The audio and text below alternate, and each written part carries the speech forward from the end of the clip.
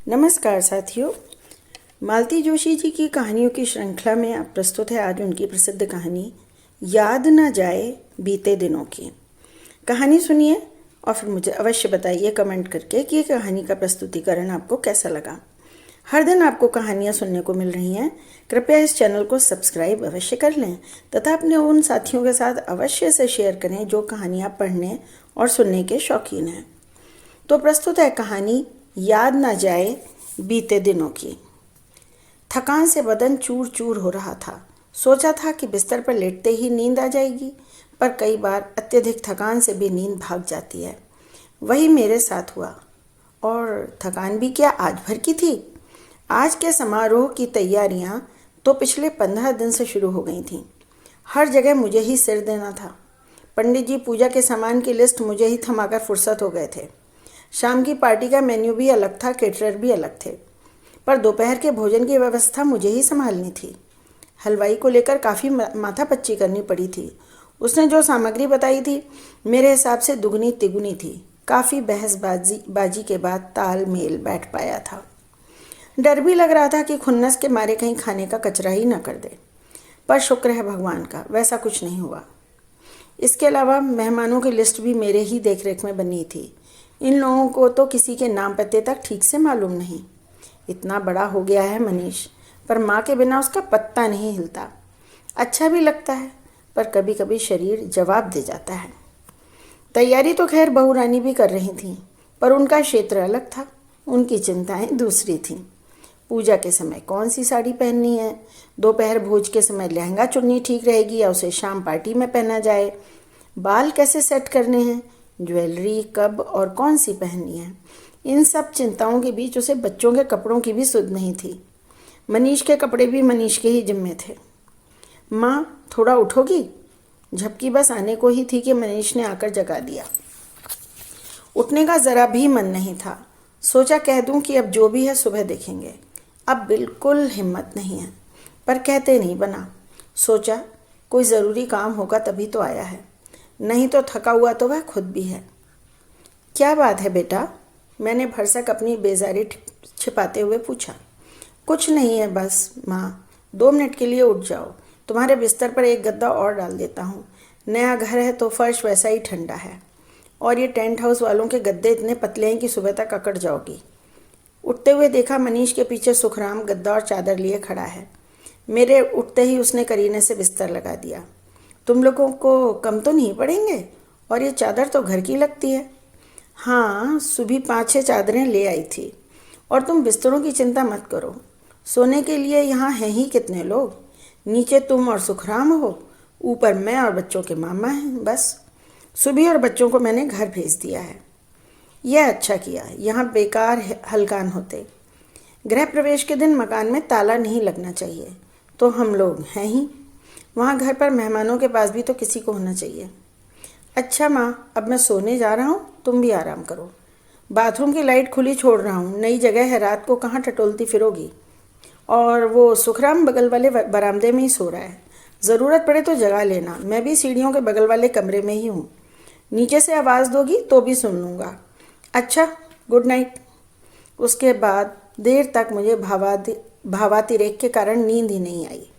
मनीष की अपने प्रति निष्ठा और चिंता देखकर मन गदगद हो उठा था। अपने बच्चे के लिए तो दुनिया की हर माँ खटती है, पर उसके कष्टों का एहसास कितने बच्चों को होता है। मनीष मेरे संघर्ष को भूला नहीं है, इसलिए अब मुझे हर तरह का आराम देना चाहता है। इस खूबसूरत कमरे पर अभी से मेरे नाम का लेबल लग गया है। वास्तु देवता की पूजा उसने इसी कमरे में करवाई है। अपने पापा की एक बड़ी सी तस्वीर भी उसने कल ही मंडवा कर दीवार पर लगा दी है। मैंने पता नहीं कब किस प्रसंग में कहा था कि लोग इतने बड़े बड़े घर बनवाते हैं, फिर ठाकुर जी के लिए मगर ज़रा भी जगह नहीं छोड़ते, कहीं भी किसी भी कमरे के कोने में स्थापित कर देते हैं। अपन जब घर बनाएंगे तो एक पूजा घर ज़रूर बनवाएंगे, और एक तुलसी चौरा भी। मैं तो कहकर भूल गई थी, पर मनीष नहीं भूला। पूजा घर तो उसने बनवाया ही। कल पीछे वाले आंगन में संगमरी तुलसी चौरा दिखाकर मुझे सुखद आश्चर्य से भर दिया। ऐसी गुणी संतान कितनों के भाग्य में होती है। मुझे अपनी ही नज़र ना लग जाए कहीं। जब देर तक नींद नहीं आती तो बाथरूम का चक्कर लगाना लाजमी हो जाता है। इस सजीले बाथरूम पर तो देखते ही लट्टू हो गई थी।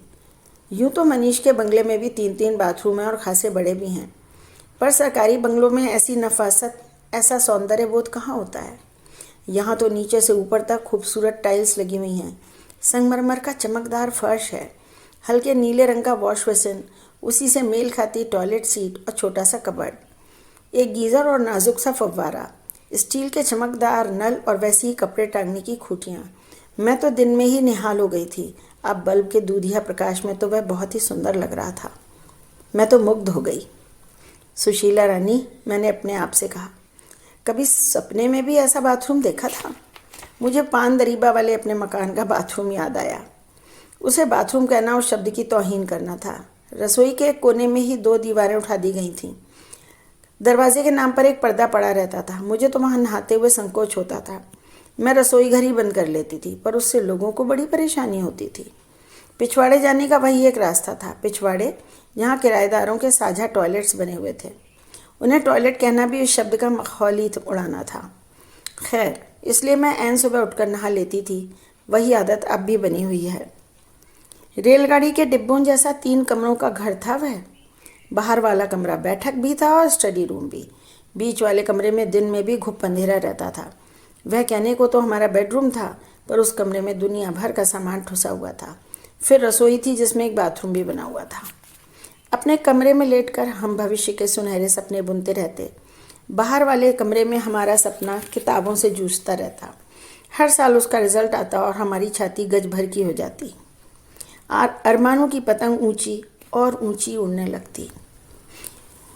फिर एक दिन नियति की ऐसी आंधी चली कि डोर टूट गई, पतंग फट गई और भरभराकर ज़मीन पर आ गिरी।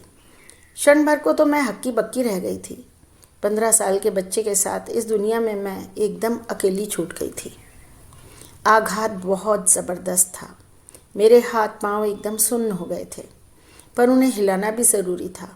फिर कुछ मैंने हिम्मत बांधी, कुछ अपनों ने हाथ बटाया, कुछ बेटे ने जौहर दिखाए और ज़िंदगी की गाड़ी उस दलदल से सही सलामत बाहर निकल आई।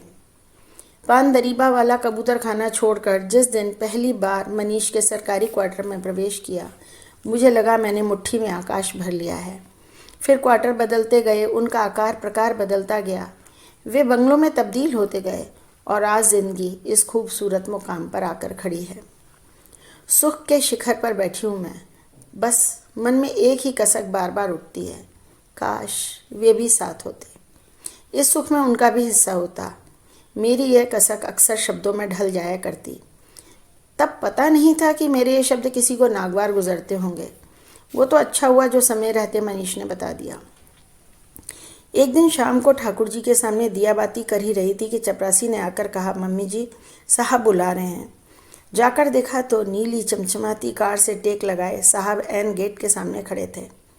सरकारी जीप तो अरसे से दरवाजे पर थी, पर कार पहली बार आई थी और उसके साथ खड़ा मेरा लाडला इतना सजीला, इतना रौबीला लग रहा था कि मन हुआ भीतर जाकर राई नोन ले आऊं या बहू से कहूँ इसकी ये फ़ोटो खींच लो, पर उसने अवसर ही नहीं दिया। सामने वाला दरवाज़ा खोलते हुए बोला, आओ माँ बैठो। अरे, मैं तो ठाकुर जी के कमरे में थी, तुम्हारा संदेश मिला तो नंगे पैर ही चली आई। कोई बात नहीं, हम मंदिर ही चल रहे हैं, वहाँ वैसे भी जूते तो उतारने ही पड़ते ना।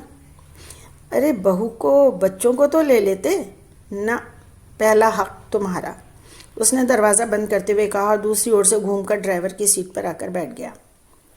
सरकारी गाड़ियों में 20 बार बैठ चुकी थी, पर अपनी गाड़ी की बात ही कुछ और होती है।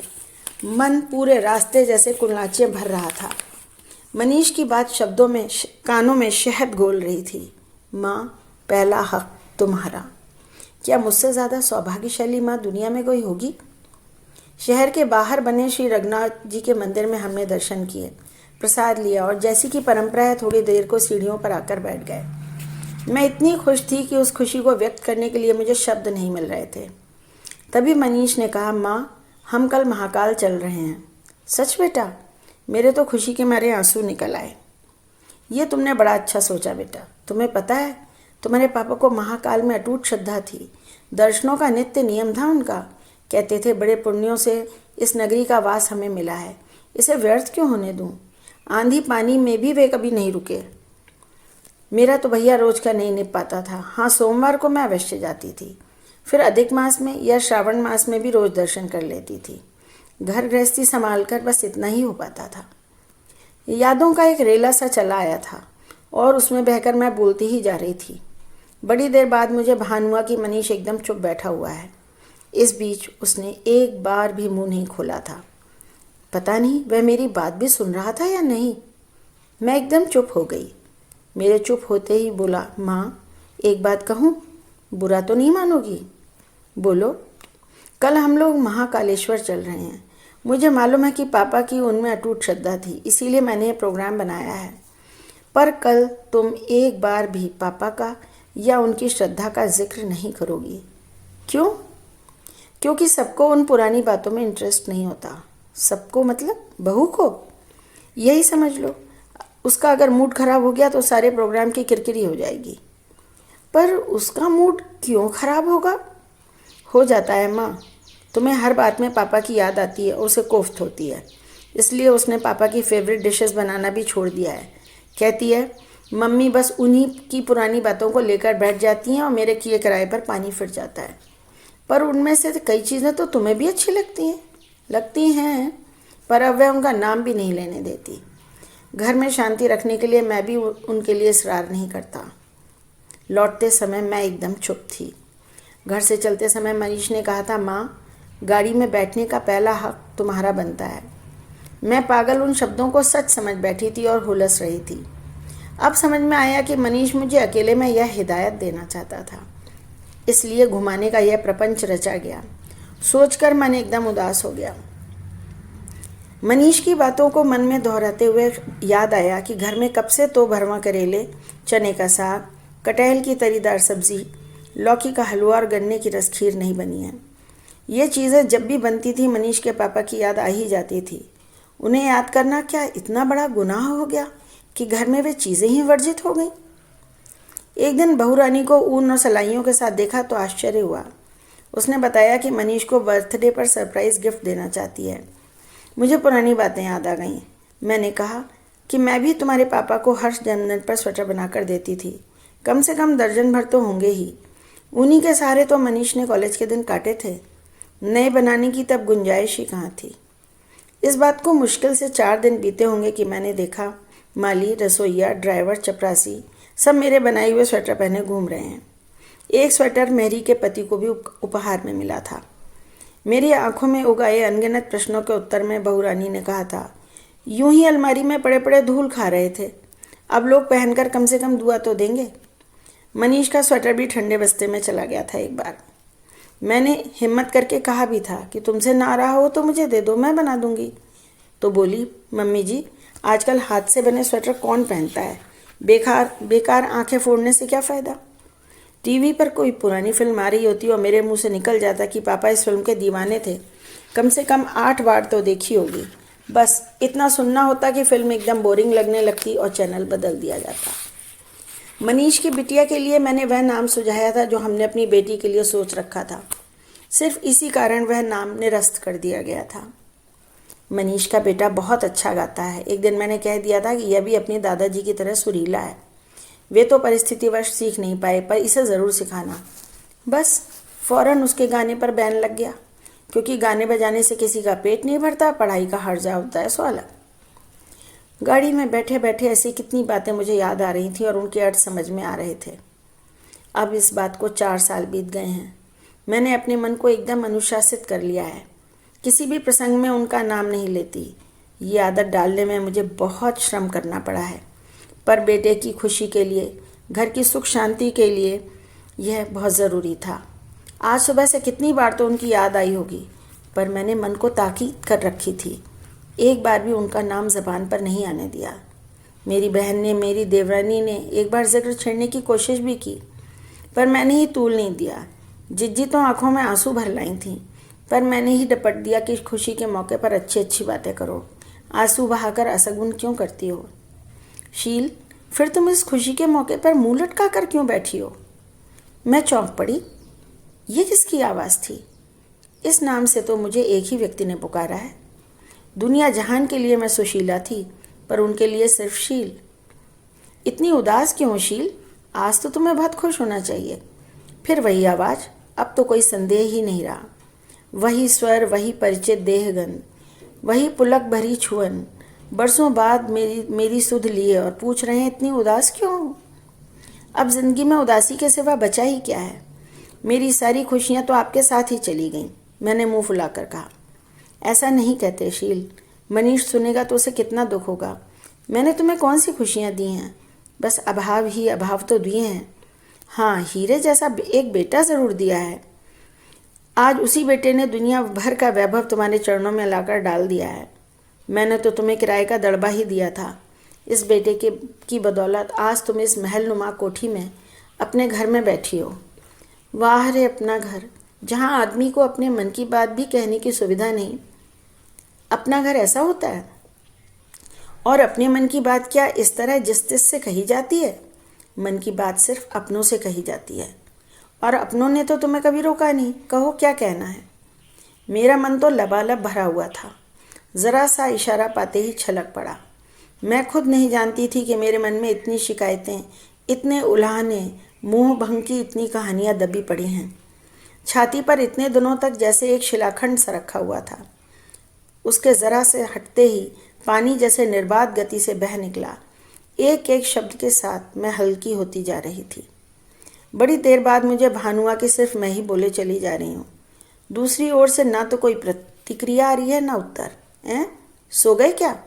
ना, कोई उत्तर नहीं। अब ना तो वह गंध ही थी, ना छुअन।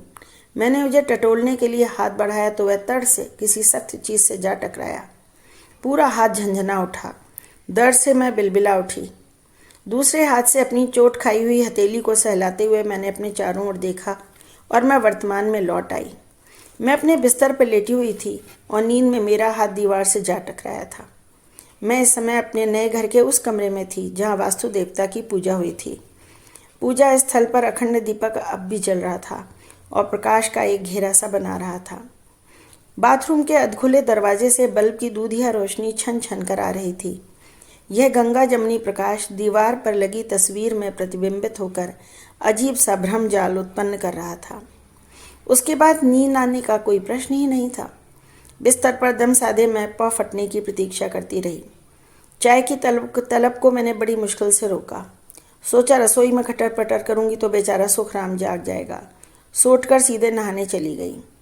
नहाकर निकली तो पिछवाड़े आंगन में तुलसी चौरे के पास जाकर खड़ी हो गई। माली ने कल ही उसमें एक नन्हा सा बिरवा रोपा था। उसे प्रणाम करते हुए मैंने कहा, तुलसी महारानी, इस घर को हमेशा हंसता खेलता रखना। दुख की छाया भी इसे छू ना पाए। मैं आंख मूंद कर प्रार्थना कर रही थी कि लगा कोई पीछे आकर खड़ा हो गया है। मैंने मन ही मन कहा, श्रीमान, रात के अंधेरे में तो आप मुझे बेवकूफ़ बना गए, पर दिन के उजाले में भी मैं चली जाऊं ऐसी बेवकूफ़ नहीं हूं मैं। सोच लिया था पीछे मुड़कर नहीं देखूंगी, पर ज़्यादा देर तक अपने को रोक ना सकी। पलट कर देखा और मुन्ना, तूने तो मुझे चौंका ही दिया रे। पता नहीं कितने दिनों बाद यह नाम ज़बान पर आया था। उसकी शादी के बाद बड़ी मुश्किल से मनीष कहने की आदत डाली थी, क्योंकि बहू को मुन्ना संबोधन नागवार गुजरता था। तुम बड़ी जल्दी उठ गई माँ, मेरी तो रोज़ की आदत है। पर तुम क्यों मुँह अंधेरे जाग गए? आज तो छुट्टी है ना, थोड़ा और सो लेते। कल रात नींद ही नहीं आई माँ, नई जगह थी। फिर आधी रात को एक सपना देखा। उसके बाद तो सपने में पापा आए थे ना। उसके चेहरे पर आश्चर्य जैसे पुत गया। तुम्हें कैसे पता चला? सीधी सी बात है बेटा, कल पूरा दिन तो उन्हीं के बारे में सोचते रहे हो और किसी से कुछ भी कह नहीं पाते थे, तो उन्हें तो सपनों में आना ही था। सपना और क्या होता है? हमारी भावनाएं ही तो आकार ग्रहण कर सपना बन जाती हैं। तुम सच कह रही हो माँ, कल दिन भर मैं पापा के बारे में ही सोचता रहा था। काश वो आज आपके साथ होते तो कितने खुश होते। कहते उसका गला एकदम भीग उठा था। पापा बहुत खुश हैं बेटा, मैंने उसका सिर सहलाते हुए कहा, और आशीर्वाद के रूप में हमेशा तुम्हारे साथ हैं। सच माँ? और उसने मेरे दोनों हाथ थाम लिए। उस क्षण हम दोनों की आंखें भीग रही थीं। भोर की उस पावन बेला में हम माँ बेटे एक मन होकर दिवंगत आत्मा को मौन श्रद्धांजलि अर्पण कर रहे थे। तो यह थी कहानी याद न जाए बीते दिनों की। कमेंट करके मुझे अवश्य बताइएगा कि कहानी का प्रस्तुतिकरण आपको कैसे लगा।